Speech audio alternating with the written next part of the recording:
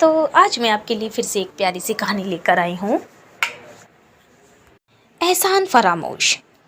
बहुत समय पहले एक कुटिया में एक साधु रहते थे। साधु हमेशा तपस्या करते थे।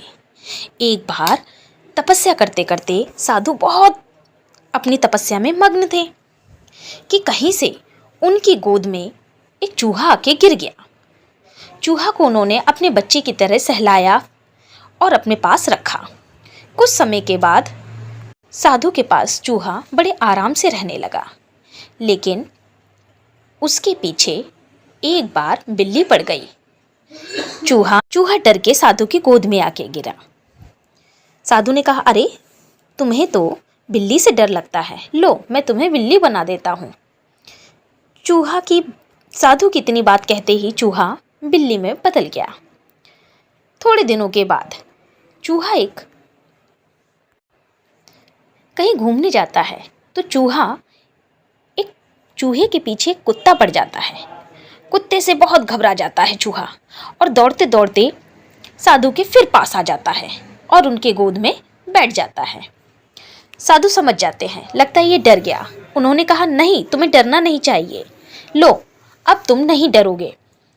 उन्होंने उस बिल्ली को कुत्ते में बदल दिया।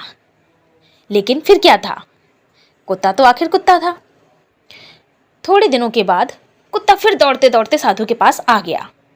कुत्ते ने सोचा कि साधु बाबा मेरी जरूर रक्षा करेंगे और कुत्ता अपनी जान बचाकर साधु की गोद में फिर बैठ गया। साधु ने कहा, अरे अब तुम्हें किससे डर लग रहा है? उन्होंने देखा तो कुत्ते के पीछे शेर पड़ा है। उन्होंने कहा, लो अब तुम्हें डरने की जरूरत नहीं है, मैं तुम्हें शेर में बदल देता हूँ। देखते ही देखते कुत्ता शेर में बदल जाता है। लेकिन थोड़े दिनों के बाद शेर तो आखिर शेर था। साधु बाबा शेर से नहीं डरे, वो अपने पास बैठाकर उसे भोजन ही खिला रहे थे। शेर के अचानक दिमाग में आया, क्यों ना ये साधु मुझे बार बार कहीं ना कहीं कुछ ना कुछ बदल देता है, मैं क्यों ना इसे मार के खा जाता हूँ, जिससे ये ना रहेगा और ना ही मुझे पुरानी चीजें याद आएंगी। लेकिन साधु तो आखिर साधु बाबा थे। उन्होंने उस शेर की बातें समझ ली और उन्होंने उसे श्राप दे दिया कि जा, तू इतना दुष्ट है कि तूने मेरे प्रति इतना भाव रखा, जा तू पहले की तरह ही चूहा बन जा।